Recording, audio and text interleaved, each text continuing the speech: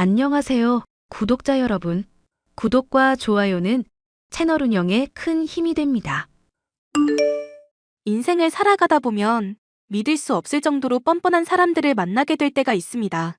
다른 사람들을 속이는 걸 당연하게 생각하고 속은 사람이 바보라 생각하는 못된 인간들이 있죠. 제가 결혼한 집안의 시어머니 역시도 그런 잘못된 생각을 가진 인간이었습니다. 제가 40평생 사는 동안 어떻게 이런 이기적이고 추악한 사람이 있을까 싶을 정도였으니까 말 다 했죠. 그 시모에게 제가 통쾌한 한 방을 날리게 된 일이 있어 오늘 이렇게 사연을 얘기해 볼까 해요. 안녕하세요, 어머님. 제가 오랫동안 고민을 했었는데 아무래도 말씀을 드려야 할 것 같아서요. 뭔 대단한 얘기를 하려고 뜸을 들이고 그러니. 답답하니 무슨 일인지 얼른 말해보거라. 어머님 얼마 전에 놀러 오셨을 때 제 허락도 없이 물건 가지고 간 거 알게 돼서요. 폐물에도 손대시고 옷이며 시계며 이래저래 많이 가져가셨더라고요. 이걸 말씀드리는 것도 민망한 일이지만 어머님께 꼭 전하기는 해야 할 것 같아서요. 그게 무슨 말이니? 내가 네 옷이며 시계? 폐물? 그것들을 왜 가져가? 내가 딱히 쪼들리는 사람도 아닌데? 그야 제가 알 수 없는 일이죠.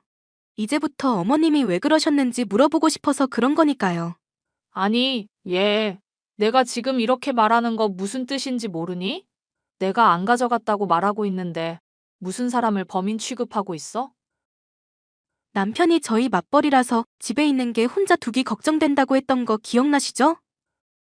그래서 집에 강아지 뭐 하는지 확인하고 목소리도 전할 수 있는 기계가 있거든요. 거기에 어머님이 저희 없을 때 들어오셔서 물건 챙겨가신 거 다 담겨 있네요. 혹시 왜 들고 가신 건지 이유라도 말씀해 주실 수 있나요? 기계 그거 오류난 거 아니니? 생사람을 잡아도 적당히 잡아야지. 어디 시엠이 무서운 줄 모르고 이렇게 추궁을 해대? 네가 형사니? 어머님, 저 법률 사무원으로만 벌써 3년 넘게 일했어요. 남편도 경찰 일하고 있어서 어깨너머로 듣는 얘기도 있고요. 이렇게 저희 없을 때 들어가서 물건 가져가시고 그러면 정말 곤란해요. 그래, 생각해보니까 내가 너희 없을 때 반찬이며 이래저래 챙겨주러 갔었던 기억이 있구나. 옷이며 폐물은 많이 낡았길래 수선해주려고 챙겨갔었던 거다. 이제 기억이 났구나, 네, 어머님 마음은 감사한데 앞으로는 그런 것도 미리 말씀을 해주셔야 해요. 안 그러면 도둑 들었다 생각하고 신고하게 될 텐데 그럼 인력 낭비잖아요. 그래. 듣고 보니 내 말이 맞는 것 같구나. 충분히 생각을 못해서 미안하고 앞으로는 꼭 알리도록 하마. 이해해 주셔서 감사합니다, 어머님. 시어머니는 손버릇이 좋지 않고 거짓말을 일삼는 분이었습니다. 저는 그래도 시모의 체면을 생각해 눈에 훤히 보이는 거짓말 역시도 참아 넘어가줬죠. 다행스럽게도 제 조언을 받아들인 덕분인지 몰래 집에 찾아와 물건을 훔치는 일은 줄어들었는데요. 대신 다른 못된 버릇이 생기고 말았습니다. 얘야, 나 어떡하니? 내가 친구랑 놀러 왔다가 지갑을 잃어버렸지 뭐니? 친구도 나도 둘 다 돈이 없어서 낯선 곳에서 늙은이 둘이 굶어 죽게 생겼다. 친구분도 지갑 잃어버리셨어요? 나중에 지갑 찾으면 돌려주신다고 하고 일단 친구분 걸로 해결을 하시죠. 애초에 내가 알아서 해결이 되는 거였으면 너한테 말을 했겠니? 나도 친구도 돈이 없으니까 너한테 연락한 거 아니냐? 네, 그럼 어디인지 위치 알려주시면 제가 모시러 갈게요. 지도 어플 키신 다음에 장소 불러주시면 될 것 같아요. 나는 번잡해서 그런 거 키고 뭐 찍고 이런 거 못한다. 다 됐으니까 나한테 돈으로 보내도록 해라. 아니요, 저 오늘 쉬는 날이라서 어머님이 말씀만 해주시면 금방 갈 수 있어요. 어디쯤인지 말씀해주시고 조금만 쉬면 모시러 갈게요. 친구분이랑 같이 저녁 한 끼 해도 되고요. 여기가 강원도인데 오긴 어디로 온다는 거냐? 됐으니까 돈으로 보내라. 돈은 나중에 내가 갚을 테니까. 어머님, 돈 저한테 갚는다고 해놓고 빌려가신 것만 벌써 500만 원은 되는데요? 이런 일이 한두 번이 아니니까 제가 걱정이 돼서 그러죠. 그러니까 내가 알아서 한다고 하지 않니? 말만 걱정한다고 해놓고 네가 시엠이 의심하고 있는 거 훤히 보인다. 왜? 설마 하니 시모인 내가 너 돈 뜯어먹고 입 싹 닫을까 봐 걱정되니? 당장 내일이라도 돈 줄 테니까 그런 걱정하질 말거라. 어머님을 의심하는 건 아니고 정말 걱정해서 드린 말씀이에요. 돈은 금방 붙일 테니까 잠시만 기다려주세요. 허구한 날 거짓말을 하면서 제 돈을 뜯어갔던 시어머니. 당연히 믿을 수 없는 말이라 생각하면서도 저는 돈을 붙였습니다. 어릴 적 어머니가 없이 아빠의 손에 홀로 자랐던 저였기 때문에 시어머니가 가끔씩 보여주는 인정의 목이 말라 있었기 때문이죠. 시어머니 역시도 제가 돈을 붙이기만 하면 세상 둘도 없이 친절하게 저를 대하셨고요. 내가 오늘 너한테 돈 붙였으니까 확인해 보거라. 그동안 빌린 돈 아주 깔끔하게 다 갚았지? 네, 어머님. 무슨 돈이 있으셔서 이렇게 또 돈을 다 주시고. 사실 전 그냥 어머님 용돈 삼아 드린 거라 생각하고 있었는데요. 얘가 말이나 못하면 믿지는 않지. 너 그동안 어머님 꼬박꼬박 단어만 갖다 붙였다 뿐이지 완전 사채업자 뺨치더구나. 내가 그것 때문에 악몽 꾸다가 너한테 돈 갚은 거 모르니? 에이, 어머님도 무슨 말씀을 그렇게 하세요. 전 그냥 어머님 걱정돼서 그랬던 건데 맘 상하셨으면 제가 맛있는 거 사드릴게요. 사주겠다니 거절은 하지 않는다만 앞으로는 내가 뭐 돈 좀 빌려달라고 할 때 따지지 좀 말거라. 돈 없는 상황에서 힘들 때 딸처럼 생각하는 네가 그러면 정말 심란하니까. 그런데 어머님, 궁금한 게 아버님도 돈 잘 버시는 걸로 알고 있거든요. 그이한테 들으니 건물도 몇 채 있으시다던데 왜 이렇게 돈 쪼달릴 일이 많으세요? 원래 이씨 집안 남자들이 욕심이 드글드글이라 그런다. 나한테 경제권 맡겨놓으면 어련히 알아서 잘 불릴 텐데 날 못 믿고 그러잖니. 못나서 그런 거니 너는 신경 쓰지 말거라. 어머님이 또 재테크에 관심 있으신 줄은 몰랐네요. 내가 또 재테크하면 전문가 뺨치는 수준이다. 나중에 너도 관심 있으면 나한테 돈 맡겨보렴. 한번 생각은 해볼게요, 어머님. 시어머니의 절 대하는 태도는 날이 갈수록 살가워졌습니다. 돈이 필요할 때마다 거짓말로 핑계를 대는 건 여전했지만 돈을 바로바로 갚았기 때문에 큰 문제가 될 건 없다고 생각했죠. 하지만 이 모든 것이 제게서 돈을 뜯어내기 위한 기만이라는 걸 얼마 지나지 않아 알 수 있었습니다. 당신 요즘 엄마랑 친하게 지내고 있던데 설마 돈 보내주고 빌려주고 그런 거 아니지? 어머님이 돈 빌려가시면 바로바로 갚으시고 잘해주시는데 옛날에야 내 돈 빌려가 놓고 안 갚고 그러셨지만 요즘에는 안 그러셔. 당신 왜 우리 아빠가 엄마한테 경제권 안 맡기는지 모르지? 그게 갑자기 무슨 소리야? 달리 뭐 이유라도 있어 그런 거였어? 엄마, 옛날부터 남자든 도박이든 뭐 하나에 미치면 주변 안 돌아보고 횟가닥 눈 돌아가는 사람이었거든. 에이, 친엄마 아니라고 말을 너무 함부로 한다. 우리 신랑. 아무리 계모라도 그런 말 들으면 서운해하실걸? 나도 엄마 어지간하면 정붙이고 좋게 좋게 말하고 싶어. 근데 엄마가 이제까지 저절로 온 일이 있는데 어떻게 그러겠어. 아빠 건물 지금 3채인가 되는데 엄마만 아니었어도 5채는 됐을걸? 어머님이 그 정도셔? 거짓말로 아빠한테 이거 해달라 저거 필요하다 맨날 돈 뜯어갔었는데 알고 보니까 도박하고 어디 제비 같은 남자랑 바람핀 거더라. 그때 이혼하겠다는 거 울며불며 매달리고 하도 사정사정을 해서 아빠가 그나마 용서해 준 거고. 그렇구나. 그런데 옛날이랑은 다른 게 돈을 꼬박꼬박 잘 갚고 계신데? 만약에 도박에 진짜 뭐 바람이라도 나신 거라면 어떻게 그래? 그때 아빠가 엄마 친구분들한테 대신해서 돈 다 갚아주면서 탄식했던 수법이 있거든? 왜 사기꾼들이 신뢰에 싸울 때 자주 쓰는 수법 당신도 알잖아. 설마 돈 빌리고 갚으면서 점점 액수 늘리는 거? 여보, 나도 그런 범죄 잘 알고 있는데 이건 어머님이잖아. 설마 어머님이 나한테 사기를 치려고? 10년지기 고향 친구한테도 사기쳤던 사람이 엄마야. 내가 엄마 보기 괜히 불편해하는 게 아니라니까? 같이 사는 아빠가 보살이지. 보살이야. 남편의 말을 듣고 보니 어째 이해가 가는 대목들이 한둘이 아니었습니다. 초반에 이런저런 핑계며 거짓말들로 제 돈을 뜯어갔던 것부터 집에 몰래 들어와 물건을 가져간 것까지 정상적인 모습은 아니었으니까요. 어쩌면 제게 돈을 점점 많이 빌리고 계신 어머님이 또 도박이나 불륜과 같은 문제에 빠진 것은 아닌가 걱정이 됐습니다. 여보, 아무리 생각해도 나 요즘 어머님 하는 게 점점 걱정되기 시작하거든? 혹시 어머님이 우리한테 뭐 숨기고 있는 건 아닌지 알아볼 수 있는 방법 없을까? 당신 교통 쪽이기는 해도 명색이 경찰이잖아. 경찰이면 경찰이지. 명색이 경찰은 뭐야. 엄마는 그냥 걱정하지 말고 내버려 두는 게 상책이야. 괜히 엮어봤자 좋은 꼴 볼 수가 없어요. 그래도 어머님이 전처럼 도박이라든가 뭐 불륜 같은 문제 겪고 있는 거면 어쩌면 누군가한테 협박받고 있는 걸지도 모르잖아. 다 떠나서 어머님 문제 심각해져서 전처럼 배상할 일 생기고 그러면 아버님 속도 상하시지 않겠어? 난 그냥 엄마가 사고한 건 터뜨려서 확 이혼했으면 하는 바람이다. 뭐가 됐건 오히려 당신처럼 생각하면 더더욱 파헤쳐봐야 하는 거 아냐? 아빠 잘 뵈러 가지도 못하고 우리는 우리 사는 걸로 바쁘잖아. 괜히 깠는데 큰 건 나와서 이혼이라도 하게 되면?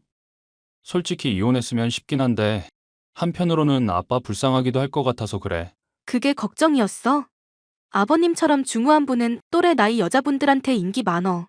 요즘에는 황혼 이혼, 황혼 재혼도 옛날처럼 드물지 않다더라. 몰라. 그럼 당신이 도와달라는 거 있으면 말해봐. 범죄 아닌 선에서라면야 내가 최대한 도와줄게. 됐어. 당신 미적지근한 거 보니까 내가 알아서 하는 게 차라리 낫겠다. 내가 어른이 알아서 잘해줄 테니까 굿이나 보고 떡이나 드셔. 시어머니가 아주 큰 잘못을 저지른 게 아닌 이상 저는 용서하고 묻어줄 생각이었습니다. 시어머니를 위해서가 아니라 그런 사람이라도 남편에게는 엄마였고 아버님에게는 아내였으니까요. 하지만 조사를 진행하면서 알게 된 사실은 경악을 하기에 충분했었는데요. 몰래 시어머니를 따라다닌 지 채 한 달도 되지 않아 바람을 피는 것부터 저를 비롯해 여기저기서 뜯은 돈들을 상간남에게 갖다 바치는 걸 알게 됐기 때문이죠. 하지만 저는 이런 시어머니의 행동이 어쩌면 협박 때문일지 모른다는 가능성을 떠올렸습니다. 어머님, 사랑하는 어머님, 저랑 간만에 술 한잔 하실래요? 어머님한테 제가 용돈도 많이 드리고 오랜만에 이런저런 얘기나 하고 싶어서요. 용돈 준다니 나야 거절할 이유가 없지 않겠니? 술은 내가 집에 사들고 갈까? 아니면 네가 집으로 올래? 아버님이며 남편이며 보는 눈도 있는데 어디 놀러가서 한잔해요, 어머님. 여자끼리 놀러간다고 하는데 남자들이 뭐 어쩌겠어요. 좋은 생각이구나. 네가 예약 잡기만 해라. 나는 가서 먹을 음식 좀 미리 해두고 있으마. 감사합니다. 오랜만에 어머님 손맛 좀 보겠네요. 그렇게 여행을 간 저와 시어머니. 술자리를 진탕 벌인 저는 시어머니의 핸드폰을 몰래 열어 상간남에게 협박받고 있는 건 아닌지부터 확인하려 했습니다. 상간남과의 대화를 확인해 알게 된 진실은 제 예상보다 훨씬 추악했는데요. 상간남과 오래전부터 바람을 펴왔었고 남편이나 시아버지를 돈줄로 생각하는 것은 물론 저를 완전 바보로 취급하고 있었더군요. 조만간 제게 1억 정도 뜯어낼 예정이라며 희희낙낙 웃기까지 하면서요. 이렇게 이기적이고 뻔뻔한 인간을 진심으로 걱정해줬었다니 저 스스로가 너무 한심해 눈물이 날 지경이었습니다. 며느래기야. 나 정말 너무 심각한 일이라 지금 손이 떨리는구나. 병원에 확인을 해보니 내 수술비가 1억이 든다지 뭐니? 1억이요? 그래, 수술 안 하면 죽는다잖니. 당장 1억 좀 빨리 보내다오. 응? 아버님이 저보다 돈 훨씬 많으시잖아요. 그걸 왜 하필 저한테 말씀을 하시는지 모르겠네요. 민우 애비한테 말했다가 뒷목 잡고 쓰러질까봐 그래. 가뜩이나 요즘 건강도 안 좋은 사람인데 걱정 끼쳐서 되겠니? 잔말 말고 돈 당장 보내다오. 부탁이다. 가만히 보자 하니 사람 참 우습게 보이시나 봐요. 뜬금없는 얘기도 정도가 있지. 갑자기 수술비 1억을 달라 하시고 수술비 없으니까 차라리 그냥 죽으시는 건 어떨까요? 뭐? 너 시애미한테 무슨 말을 그렇게 하니? 죽으라니, 이게 어디서 배운 말버릇이야. 아니, 댁은 어디서 배웠길래 대낮부터 남자랑 모텔에 가질 않나? 며느리한테 1억이나 사기를 치려고 하시는데요? 너 그게 다 무슨 소리야? 내가 남자랑 뭘 어째? 저 배울 만큼 배웠고 어머님이 생각하는 것처럼 만만한 사람 아니에요. 이제까지 말도 안 되는 거짓말인 거 알면서 속아줬던 거지. 정말 멍청해서 속은 것도 아니고요. 진정하고 잠깐만 나랑 얘기 좀 해보자. 응?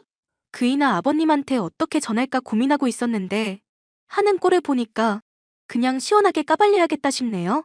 그동안 사람들 기만하시고 거짓말한 죗값 톡톡히 받으셨으면 좋겠어요. 아가, 잠깐만 기다려보라니까. 내가 무슨 잘못을 한 건지는 모르겠지만 일단 빌게. 빌 테니까 용서해 주렴. 응? 마지막까지 잘못을 인정하지 않고 뻔뻔하게 굴던 시모. 저는 결국 가족들에게 시모의 바람이며 사기 행각을 죄다 까발렸습니다. 시아버지는 이 일을 알게 되자 노발대발하시며 당장 시어머니를 내쫓으셨죠. 시어머니는 무릎을 꿇고 손이 발이 되도록 빌고 또 빌었지만 소용없는 일이었습니다. 두 번째 주어진 기회를 뻥 차버리고 오랫동안 사람을 기만해왔으니 죄의 대가를 받아야 했죠. 사기꾼이나 다름없던 시모는 결국 상간남과 함께 감옥에 가게 됐습니다. 파헤쳐보니 상간남과 함께 시아버지의 재산을 몰래 빼돌린 것부터 이래저래 저지른 죄가 많았기 때문이었습니다. 시아버지는 결국 시어머니와 이혼하게 됐고 한동안은 많이도 적적해 보이셨는데요. 다행스럽게도 최근에는 좋은 분을 만나 교제를 해나가고 있는 것 같습니다. 이런 시련을 겪고 나니 세상에는 기회가 주어짐에도 뉘우칠 줄 모르는 뻔뻔한 사람들도 있구나. 그런 생각을 하게 되었는데요. 사연을 듣는 분들의 주위에도 이런 뻔뻔한 사람들이 아마 있으리 생각이 듭니다. 거짓말을 하고 뻔뻔한 사람들에게 받은 상처가 있으신 분들에게 제 사연이 조금이나마 위안이 되었으면 좋겠습니다. 안녕하세요, 구독자 여러분. 구독과 좋아요는 채널 운영에 큰 힘이 됩니다. 안녕하세요. 저는 올해 32살이 된 곧 결혼을 앞둔 예비 신부입니다. 현재 이름을 대면 알만한 기업에서 전무직책으로 근무하고 있고 눈치채셨겠지만 아버지가 회사 오너세요. 오랜 유학 생활을 마무리하고 28살이 되던 해 한국에 귀국했습니다. 아버지가 운영하는 회사의 투자 전략 기획팀에 계약직 인턴으로 근무를 시작하게 되었죠. 회사를 경영하려면 밑바닥부터 아무런 도움 없이 시작해서 산전수전 겪어봐야 단단해진다는 아버지의 신조 때문에 편하게 근무를 할 수 있었지만 말단 사원으로 입사하게 된 거랍니다. 저도 오랫동안 외국 생활을 해서 그런지 자유분방하고 독립적인 성격이 강한 편이에요. 도전 정신도 강하고요. 하지만 이미 몸에 밴 해외에서의 마인드를 고치기란 쉽지 않더군요. 처음에 입사해서 외국과는 다른 문화에 실수도 많이 하고 분위기 적응을 하는 것도 상당히 힘들었습니다. 2년 정도 사수와 과장님의 도움을 받으며 점차 적응해 나가게 되었죠. 그렇게 조금 숨통이 트일 무렵 타 부서에서 부장으로 진급한 상사가 저희 부서로 전출을 왔습니다. 당시 사무실 막내였던 저는 부장님의 타깃이 되고 말았고 아니나 다를까 사소한 트러블이 생기기 시작했죠. 하루가 지날수록 모든 상황이 답답하게 느껴졌고 사수이자 친구였던 이 대리에게 폭풍 메시지를 보냈습니다. 아, 진짜 짜증나 죽겠어요. 대리님, 언제까지 막내 해야 해요? 우리 부서 특성상 여직원들이 많이 없어. 몇 년 만에 수진 씨 온 거 보면 몰라? 여자가 귀한 부서라고. 근데 부장님은 왜? 아, 대리님도 보셨잖아요. 오자마자 저 위아래로 훑고 다짜고짜 커피 심부름 시키고 지난번에 결제 서류 갖고 갔다가 종이 꽂는 방향이 어쩌니 저쩌네. 어휴, 그런 사람이 무슨 부장씩이나 돼가지고. 정말? 그런 거 가지고도 뭐라 한단 말이야? 나 지난 회식일 이야기하는 줄. 그것도 할 말 많아요. 회식 자리에서 술을 왜 강요해요? 가뜩이나 다이어트 한다고 정중하게 거절하는데도 어휴, 그놈의 똥꼬집. 그래도 어쩌겠어. 회사 생활이 다 그런 거지 뭐. 내가 막내일 땐 진짜 심했어. 그나마 여직원 들어오고 김사원이니까 이 정도인 거지. 회장님은 뭐하고 계시나 몰라. 이런 사람들 안 잡아가고. 예끼, 그런 소리 마라. 회장님이 어디 한가하신 분인가. 그리고 똥이 더러워서 피하는 거지. 무서워서 피하나? 그냥 김사원이 피해. 그러는 게 제일 나아. 제가 회장 되면 이놈의 규정인지 뭔지부터 싹 다 뜯어 고칠 거예요. 이번 생에 되겠어? 회장이라니. 아, 너무 웃기다. 대리님 농담 아니거든요. 저 진짜 진지해요. 알겠어. 오늘 조기 퇴근 날이니까 이따 퇴근하고 고기나 먹자. 우리 김사원 기분 풀어주려면 고기가 답이지. 아, 저 다이어트 해야 하는데 이번만 먹겠습니다. 그래, 이래야 우리 수진 씨지. 내가 힘 닿는 데까지 잘 챙겨줄게. 말이라도 감사해요. 저는 대리님에게 많은 위안을 얻으며 회사 생활을 이어나갈 수 있었습니다. 하지만 새로운 부장은 부서 내 유일한 미혼 여성이었던 저에게 수시로 치근덕대는 모습을 보였어요. 40살이 넘는 노총각이긴 하지만 능력 있고 돈 많다면서 저에게 자신을 어필하더라고요. 웃긴 건 남들한테 티 안 내고 저한테만 유독 그랬다는 겁니다. 거절 의사를 표하는데도 곤란한 상황을 만들거나 제가 거절했다는 이유로 언제든지 폭언을 서슴지 않는 성격이었어요. 그러니 제가 좋아할 리가 있나요? 그러면서 자신보다 높은 사람한테는 한없이 굽신굽신거리는 게 정말 꼴사나웠습니다. 한 번은 부서 회의를 하는데 제 심기를 조금씩 건드리더라고요. 그때도 이미 잔심부름은 모두 저한테 맡기던 때라 몸이 10개라도 부족한 상황이었거든요. 그날도 하루 종일 치이고 대리님과 과장님, 집에서 저녁 식사를 함께하며 신세한탄을 했습니다. 아이들과 놀아주며 즐거운 시간을 보내면서 할 이야기는 아니었지만 제가 유일하게 믿고 따르는 사람들에게 제 속마음을 거침없이 알려주고 싶었어요. 이렇게 해서라도 스트레스를 풀고 싶었습니다. 음식은 입에 맞아? 그나저나 부장은 요즘도 그래? 아, 말도 마요. 진짜 제가 회사니까 참고 넘기는 거지. 바깥에서 만났으면 뼈도 못 추리게 했어요. 그놈의 돼지 같은 면상을 빡 그냥. 아이고, 많이 화났네. 이 대리, 김사원 고기 먹였어? 얼마 전에 먹였죠. 근데도 이러네요. 근데 그 부장님 진짜 이상해요. 오죽하면 김사원이 이러겠어요? 티 안 나게 괴롭히는 것도 특기야. 그 정도야? 그래도 2년 차니까 버틸만 하지? 마음 같아서는 벌써 몇 대 때렸어요. 아휴, 제 성질이 착해서 망정이지. 제가 상사였으면 당장 모가지였어요. 나도 잘 지켜볼게. 나는 애도 있고, 그래서 그런지 시비 거는 것도 없더라고. 내가 도와줄 상황이면 언제든지 나서서 도와줄 테니까 고기 반찬 먹고 기분 풀어. 지금이 딱 고비니까 조금만 더 힘내보자. 두 분 아니었으면 저 진작에 다 때려치고 미국 갔습니다. 그래. 배고플 텐데 아이들 내려놓고 식사나 마저 해. 차린 건 없지만 와줘서 고마워. 조카들 보러 오는 재미가 쏠쏠해요. 능력 있는 엄마 둬서 아주 번쩍번쩍하게 깔맞춤으로 내복 딱 입고 얼마나 귀엽게요? 그럼 뭐해? 시터님 아니었으면 나도 힘들지. 작년에 이혼하고 꽤나 고생했다. 복직 바로 하느라 애들한테도 미안하고. 그나마 승진하고 월급 두둑히 받으니까 이 정도인 거지. 에이, 과장님 능력이야 알아주죠. 자주 놀러 올 테니까 걱정 마요. 그렇게 얼마의 시간이 흐르고 저는 기업의 오너인 아버지의 연락을 받게 되었습니다. 집안 제사 겸 중요한 모임이 있다는 이유에서 연차를 하루 써야 했습니다. 어떻게 해서 일을 빼야 했고 부장의 허가가 있어야 해서 싫었는데도 눈 딱 감고 결제 받으러 갔습니다. 아니나 다를까 연차 쓰려면 야근해서 부지런히 일 다 끝내놓고 가라며 갑질을 시전하더라고요. 얼굴 보고 이야기해도 될 일을 메신저로 말한다거나 메신저로도 끊임없이 저에게 일을 시키는 건 물론이고 일을 제대로 하지 않으면 연차를 주지 않겠다며 약 올리면서 장난도 걸고요. 이봐, 김인턴, 일을 이따위로밖에 못해?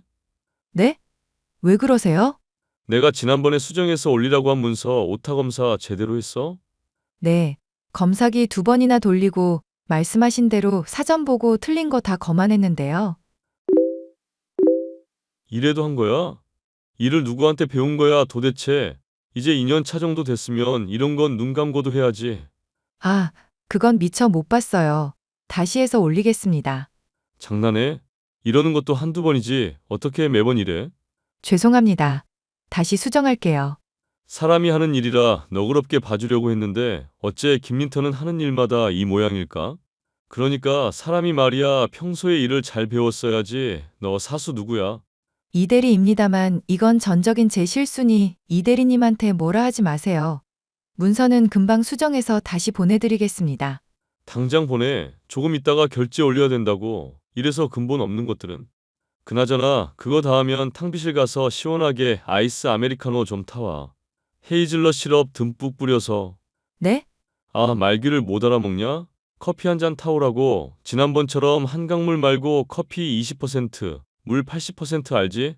비율이 중요하다고. 알겠습니다. 어? 상당히 불만이 가득한 반응인데. 아, 아닙니다. 금방 해서 드릴게요. 그리고 이따가 휴가 전까지 마무리할 일 목록 작성해서 보내놓을 테니까 그거 다 하고 연차 써. 말단 직원이 휴가 쓴다고 하면 그거 다 선배들이 해야 하는 거 알지? 네, 알겠습니다. 결국 저는 며칠 연속 야근을 해야 했고 피로도는 극에 달하고 말았습니다. 아침 부서 회의를 하는데 전날 새벽 3시까지 일을 하던 터라 저절로 눈이 감기더라고요. 저도 모르게 깜빡 졸았는데 그걸 빌미로 모두가 있는 자리에서 저한테 폭언을 하기 시작했습니다. 부서에서 진행하는 프로젝트가 있었는데 재진행하라며 분위기가 많이 안 좋은 상태였거든요. 그런데 과도한 폭언으로 점점 제 기분이 상하기 시작했고, 저도 나름 한 성과라는 성격이라 그대로 들이받고 말았습니다. 야, 김인턴, 너는 도대체 무슨 정신으로 회사를 다니는 거야? 회의 시간에 처자빠져 자기나 하고. 부장님이야말로 너무하신 거 아니에요? 제가 하루 연차 쓴다고 결제 받으러 가니까 일 왕창 주시면서 야근을 해서라도 다 끝내놓고 가라면서요. 안 그러면 연차 안 주신다고 협박하셨잖아요. 뭐? 협박? 그래서 지금 네가 잘했다 이거야? 제가 회의 시간에 졸아서 무리를 일으킨 건 잘못했습니다. 하지만 제가 이런 모욕적인 언사를 들을 정도로 잘못한 것 같진 않은데요. 어이가 없네. 야, 회사가 너네 집 안방이냐? 어? 어디서 쓸모없는 계집년이 굴러들어와서는 회사 분위기를 망치고 지랄이야. 지금 뭐라고 하셨어요? 회사 규정에 의하면 3개월 이상 근무했을 때 월 1회 연차 발생하고 당연하게 사용할 수 있다고 명시되어 있거든요. 정확히 알려드려요. 10페이지 두 번째 줄에 떡하니 있어요. 눈이 있으면 보시라고요. 와, 이거 물건이네? 야, 너 나랑 해보자는 거지? 어따 대고 부장한테 말대꾸야 일개 사원 주제에 뭣도 모르고 기어오르네? 웃기지도 않고요. 나이 많고 직급 높으면 다예요? 그러면 아랫사람한테 막대해도 되냐고요. 아, 그럼 회장님은 부장님 보고 기라고 하면 부장님 기어다녀야겠네요? 뭐? 이 미친년이 진짜 보자 하니까. 야, 너 무슨 대학 나왔어? 가짜는 게 어디서 또박또박 말대꾸야? 너 내가 가만두나 봐. 가만두지 않으면 어쩔 건데요? 규정 어기면서 아랫사람 개같이 부려먹는 부장님 같은 사람 상사로 모시고 싶지 않거든요? 뭐 개 같은? 야, 너 말 다 했어? 부장님은 제게 손찌검을 하려 하셨고, 회의실의 사무실 직원들이 부장님을 뜯어말리면서 상황이 일단락되었습니다. 과장님도 저에게 오셔서는 이성적으로 생각하라며 더 이상의 큰 소리가 나지 않도록 주의할 것을 당부하셨죠. 큰 소리 나봤자 저만 불리해질 상황이라면서 말입니다. 김사원, 진정 좀 됐어? 아, 네, 뭐 괜찮아요. 아침에 죄송했어요. 김사원이 죄송할 게 뭐가 있어. 내가 오늘 그만하라고 한 거는 거기서 더 큰 소리 나봤자 김사원만 불리해질 거야. 왜요? 왜긴 거기에 있는 사람들 절반 이상이 부장한테 잘 보여서 승진하고 고가 잘 받으려는 사람들인데 어떻게든 눈치 보면서 부장 편들겠지. 내 사회 경험으로는 그렇다. 와, 어이없네. 아, 저 더 이상은 못 참아요. 조만간 건수 하나 잡아서 제대로 터트릴 거예요. 뭘 어쩌게? 저 아주 단단히 각오하고 있어요.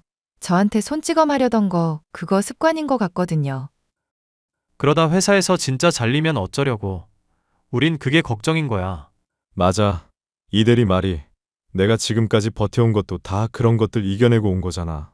아니, 그렇다고 그딴 놈들을 가만두자고요? 어쩔 수 없잖아. 더러워도 참고 살아야 하는 게 현실인데 어쩌겠어.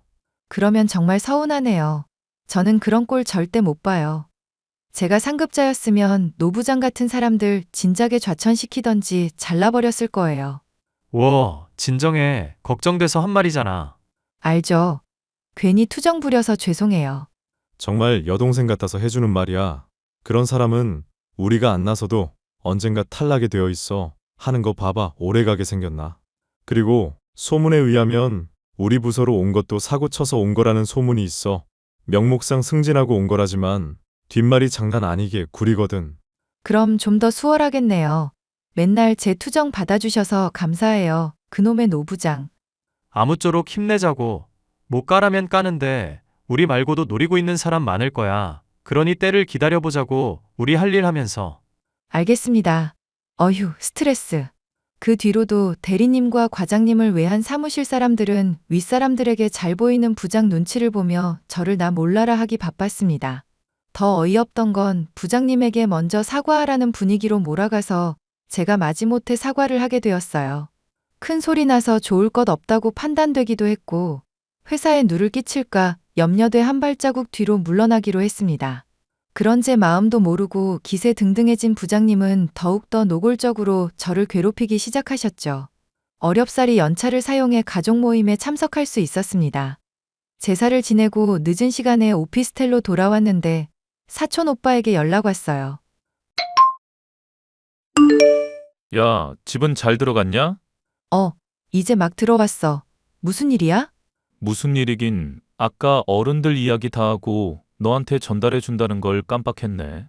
아마 내일이면 너한테 연락 갈 거긴 한데 이 오빠가 미리 알려주마. 뭔데? 불안하게 왜 그래? 불안할 게 뭐 있어. 곧 본부장 되실 몸인데. 신분 상승하시는 소감 좀 말해봐. 본부장? 내가? 갑자기? 아까 우리 아빠랑 작은 아빠랑 이야기하시던데. 그나저나 너 회사에서 힘든 건 없냐? 요즘 소문에 의하면 어떤 부서에서 사원이랑 부장이랑 맞짱 떴다는 이야기가 있더라. 그거 혹시 너는 아니지? 그거 나 맞아. 아니, 미친놈이 별것도 아닌 게 말단 사원이라고 개무시하잖아. 내가 다방 여잔지 회사원인지 구분도 안 가고 지 꼴리는 대로만 한다니까? 그런 사람이 있어? 아, 영업팀에 있다가 간 노부장 말하는 거지? 야, 그 사람 유명해. 그 정도야? 오빠도 그럼 어느 정도 알겠네? 나야 몇 년 됐으니까 너보다는 많이 알지. 그 사람 가까이 안 하는 게 좋다. 근데 뭐 이제 걱정할 것도 없지. 너 본부장 되면 바로 끝 아니냐? 맘 같아서는 확 잘라버리고 싶지. 근데 그게 내 마음대로 되나? 그딴 놈들이 얼마나 머리를 굴리는데. 야, 이번에 볼만하겠다. 발령도 비공개로 한다는데 이참에 확 짓밟아버려. 안 그래도 건수 잡으려고 노리고 있단 말이야. 얼마 전에 뺨까지 맞을 뻔했다니까? 뭐? 진짜 안 될 놈이네. 2년 정도 했으면 사원이라도 짬밥이 있는데 그 사람 정신이 어떻게 된 거 아니야? 이러다 뒷감당 어떻게 하려고. 내 말이. 암튼 피곤해서 먼저 잘게. 회사에서 마주치면 아는 체 하지 말자.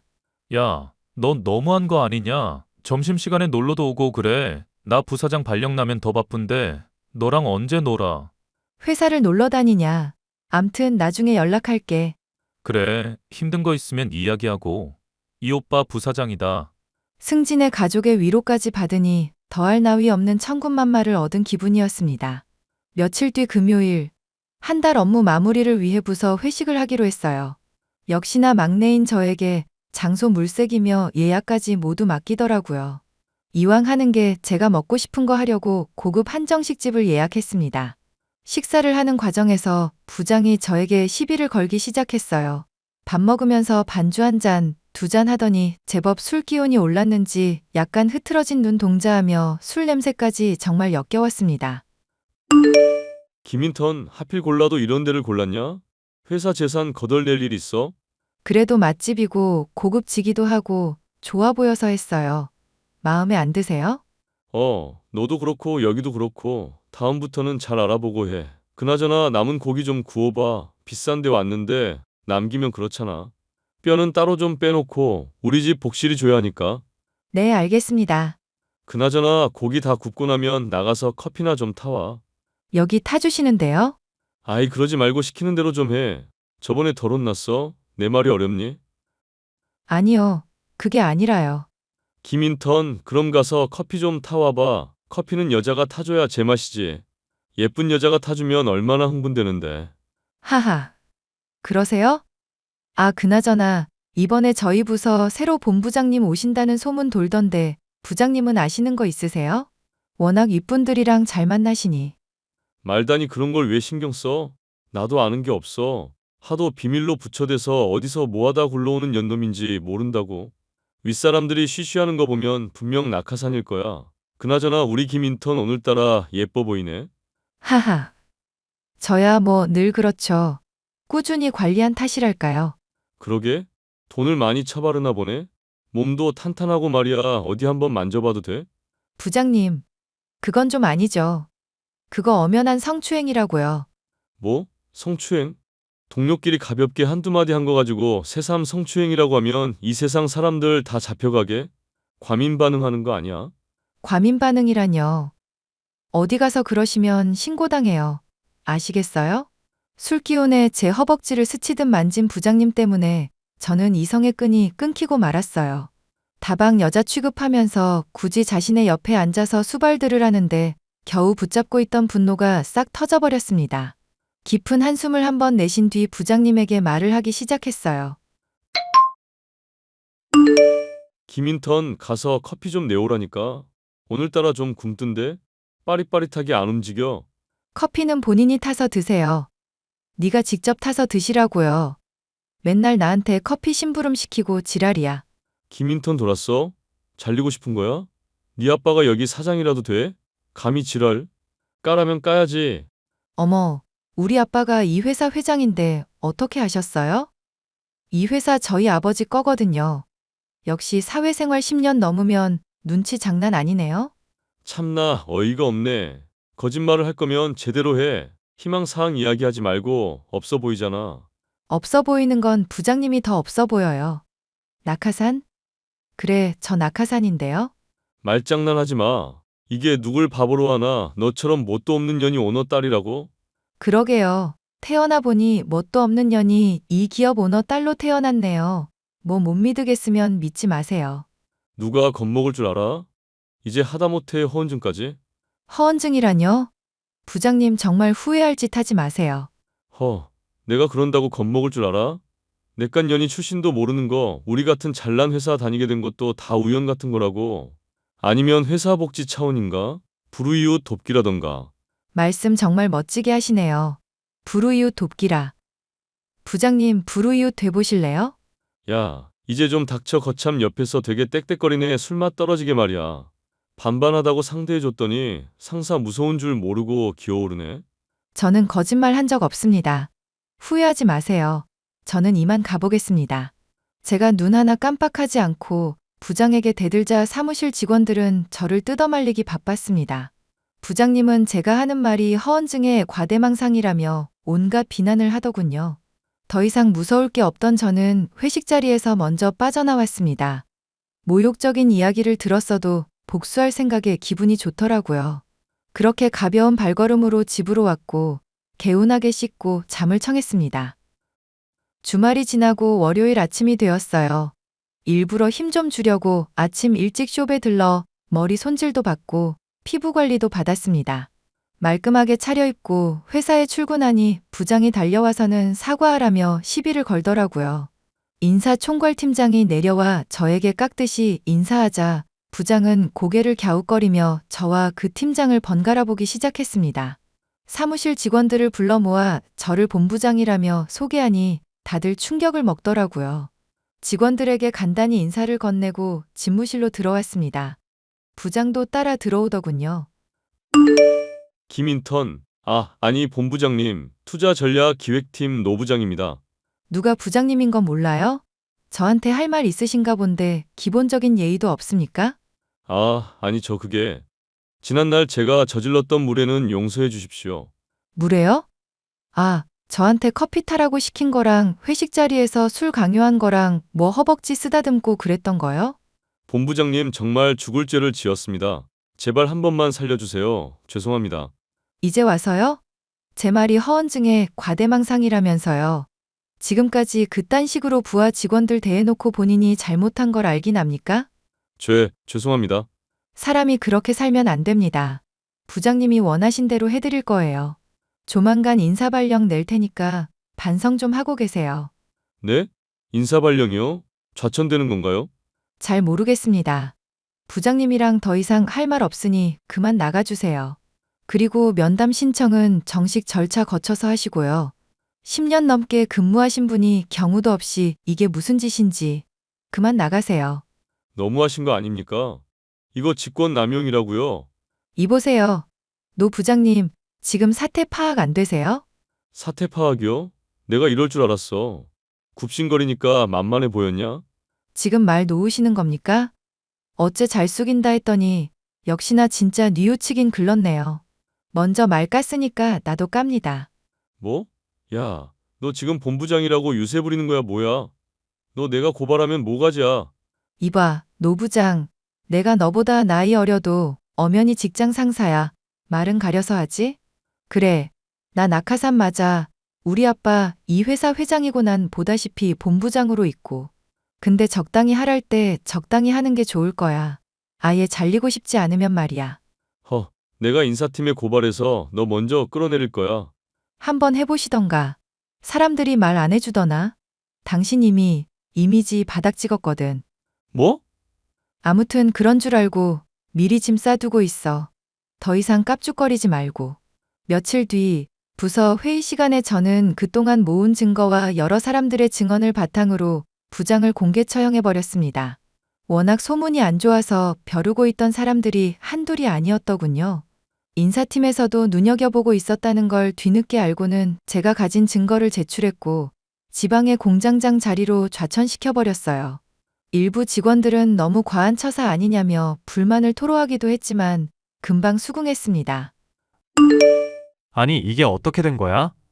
아, 본부장님 설명 좀 부탁드립니다. 저도 좀 놀랐습니다.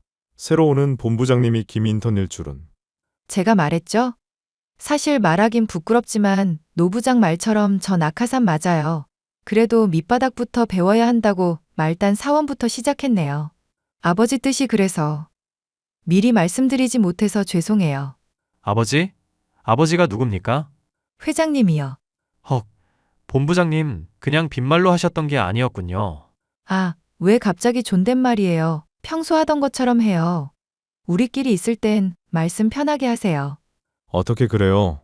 직급도 높으시고 회장님 자제분인데. 그동안 저희가 무례를 범했던 건 아닌가 걱정이네요. 아, 과장님까지 왜 그러세요? 그냥 전처럼 편하게 대해주세요. 안 그러면 저 삐집니다. 아, 알겠어. 우리도 당황스러워서 그래. 와, 인생 역전. 아, 역전이 아니구나. 아무튼 앞으로 잘 부탁드려요. 직책이 직책이니만큼 해야 할 일도 많아지고 차라리 사원일 때가 나았네요. 무슨 검토할 서류가 이렇게 많은지. 저희가 부지런히 도와드릴게요. 너무 걱정하지 마세요. 역시 대리님, 조만간 저희끼리 식사 한번 해요. 본부장 된 기념으로 한턱 쏩니다. 2년 뒤 저는 부서원들의 도움으로 열심히 본부장 직책을 마무리하고 전무 직책으로 승진했어요. 전무실로 가면서 대리님과 과장님을 연봉 2배로 올려주며 개인 비서로 스카우트했습니다. 그리고 곧 결혼 예정이에요. 누구냐고요? 바로 제 옆에서 온갖 투정을 다 받아주던 이 대리 말입니다.